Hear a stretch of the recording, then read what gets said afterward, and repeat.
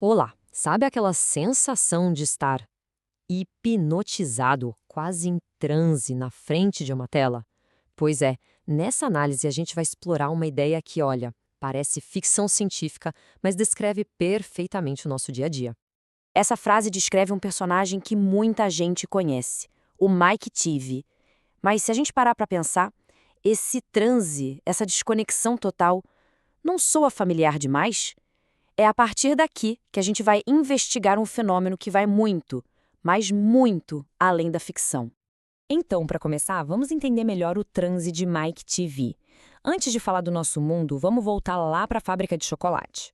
A história desse menino que era obcecado por televisão é a chave para a gente sacar como essa tal hipnose coletiva começa.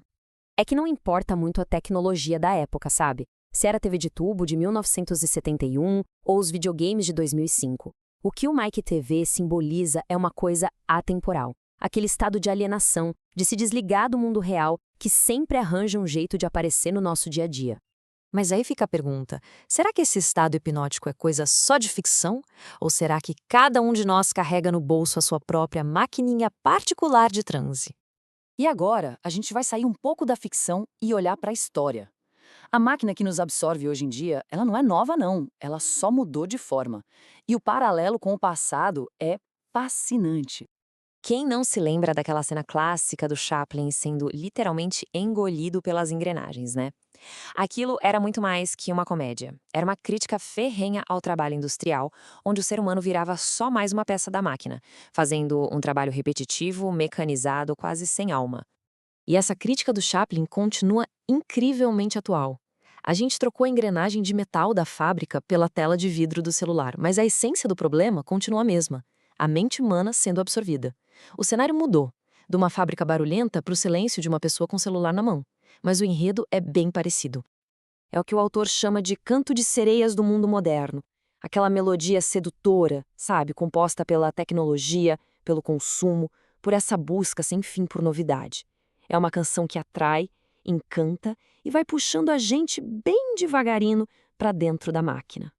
Isso não é teoria, é a nossa realidade. É só olhar em volta.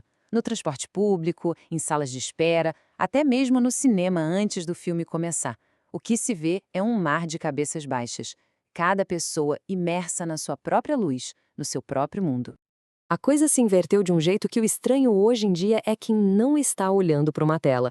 E isso nos força a perguntar, ao nos conectarmos tão fundo com o digital, do que exatamente estamos nos desconectando no mundo real? Ok, mas por que a gente cai nesse transe tão fácil? A resposta está na psicologia por trás dessa imersão. Existe uma razão para essa bolha digital ser tão confortável. O celular acaba virando um refúgio, um escudo contra um mundo que parece caótico, até meio agressivo. A gente cria um microcosmo seguro ali. O problema é que essa proteção é uma ilusão. É uma bolha que, em vez de proteger, nos impede de ver como o mundo real nos afeta de verdade. O texto chama isso de corrupção por imagens. É um processo sutil que começa lá na infância. Somos meio que ensinados a valorizar a estampa, a superfície. Pensa num produto com uma embalagem linda, mas de qualidade ruim. Somos treinados para focar no brilho, no que é charmoso, no perfeito, enquanto a ideia, a substância de verdade, fica em segundo plano. E esse processo se desenrola em 3 etapas. Olha só. Primeiro, a gente aprende a amar a superfície, a estampa. Depois, essa fixação pela aparência começa a corroer nossa capacidade de pensar criticamente. E, por fim, chegamos ao ponto de preferir a figurinha bonita e duvidosa em vez do selo de qualidade real. Valoriza-se a imagem, não a essência. E com isso, o círculo se fecha. E a gente volta lá no nosso personagem inicial.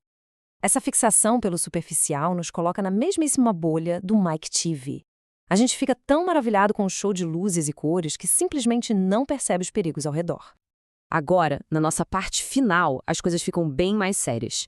A discussão deixa de ser só sobre distração pessoal e entra no território do controle social. A linguagem aqui é forte e é de propósito. Zumbis, reféns. A ideia é que nesse estado de distração constante, nos tornamos alvos fáceis, vulneráveis a mentes que estudam cada passo que damos. Não para ajudar, mas para vigiar e para guiar. Essa linha do tempo é, no mínimo, assustadora. Ela vai conectando os pontos desde a crítica do Chaplin em 1936 até a vigilância biométrica de hoje. Mostra como as distopias do Orwell, que um dia eram ficção, acabaram virando um manual de instruções para a nossa realidade. A ficção preparou o terreno e a gente foi aceitando essas tecnologias de vigilância como se fosse a coisa mais normal do mundo.